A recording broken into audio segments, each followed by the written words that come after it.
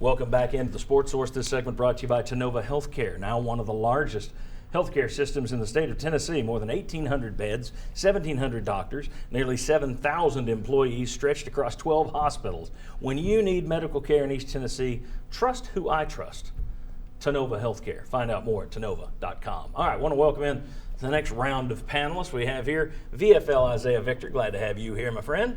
And right down there, former Vol aide Mark Pankratz back with us for another year. And everybody, of course, knows Mike Strange. Surely you didn't forget him from the last segment. All right, guys, I want to get into the specifics of this team, who's scoring and all that kind of stuff a little later. Let's just look at this team from a generic point of view. Let's see here's what they've done so far. You know, they're 4-0 at home, although they've had to come from behind in some of those wins.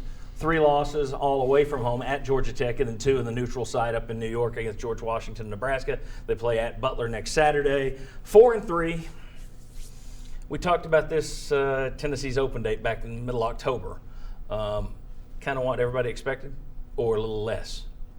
It's what I expected. I think you're going to see some good times when we're scoring a lot of points because we're a perimeter-oriented team, playing up tempo, fun to watch. And then there's going to be other times when we're just not making shots and we don't have a pure point guard and we don't have a inside presence we can throw the ball into to go get an easy basket, and then we're going to struggle. So for me, it's about what we've expected. I didn't know what to expect really with Rick Barnes, not having watched Texas that closely, and I guess I'm a little bit surprised that he's playing as up-tempo as he is. I think he has to because of what he's got. I'll say they're about what I expected, but they score a little better than I thought. They can get on some runs where they score. Unfortunately, they also have some of those mind-numbing droughts at times, but yeah, they can get hot. I think I expected that. Gotcha. Isaiah, your thoughts on Tennessee so far? About what you expected? Pretty much what I expected. Above average team, 4-3. They won all their home games. That's a good thing. They lost a couple of close ones, so they could have a little better record. But yeah, they're pretty much where I thought they'd be. Do you see this team getting better? How much room for improvement is there? When you've got the roster as it currently sits, how much room for improvement is there? I think they got a pretty high ceiling because I'm very high on Rick Barnes, as I think everybody around here is, at least right now.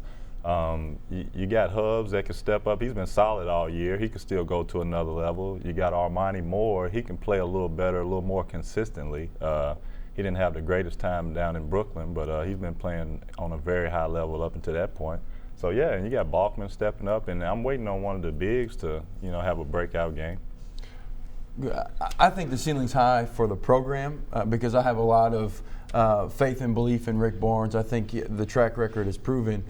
As far as this year, I don't anticipate them getting to a 20-win level team. I think we're going to make improvements by seeing some of these young guys. McGee leaves, you're going to get some more opportunity for some of these young guys. So you'll see them improve. But as far as a win-loss record, getting much better than a 4-3 type thing, I don't see that for the season because you don't have the depth, you don't have the talent. There were some radio shows in town that were talking about 20 wins, and I heard people ticking off, this is a win, this is a win, this is a win. I thought, you've never seen Marshall dribble a basketball once. And we look at Tennessee's roster, I looked at it and just thought 15-15 is much more likely than 20 wins, and I think that is what you're looking at. Go ahead. Well, Mike. I agree with the one-loss record. I don't see a big percentage increase from where they are now, but I think this team has a chance to get better because they don't yet know what their identity is. They're searching for that. And if they find that and can solidify some roles, I think that can make them a better team. All right, what about recruiting? Rick Barnes fans are kind of concerned about it, and we'll talk more about this in overtime, by the way. Some of these guys are going to be with us for our overtime segment. We'll talk more about recruiting, but very quickly, Rick Barnes has said, look, I'm recruiting for needs right now. I'm trying to fill slots that we have to get. You go back to Texas and look, he didn't get Kevin Durant in year one, but when you look at Mississippi State and what Ben Howland is doing, however he's getting kids to go to Mississippi State, do you wonder about Rick Barnes recruiting? My policy, and this would be with Rick Barnes or anybody, I'm not going to criticize the recruits till I actually see them come in here and play. Okay. Isaiah, what do you think about a slow start? Bunch of 3 stars right now. Nobody wants 3 stars, although Josh Richardson kind of turned into a pretty good NBA guy from being Chris Lofton 3-star. was a pretty good player, yeah, too. not bad. Yeah. Your thoughts on recruiting? Yeah, the star rating, that doesn't mean a whole lot to me. You never know what they are until they get on campus. Anybody, can be 5-star high school, might not pan out. Nike, Rick Barnes, I still like it. Okay. Well, I think too, this staff has all these kids that they've gotten really athletic. They have some good parts to them, but this staff focuses on skill development.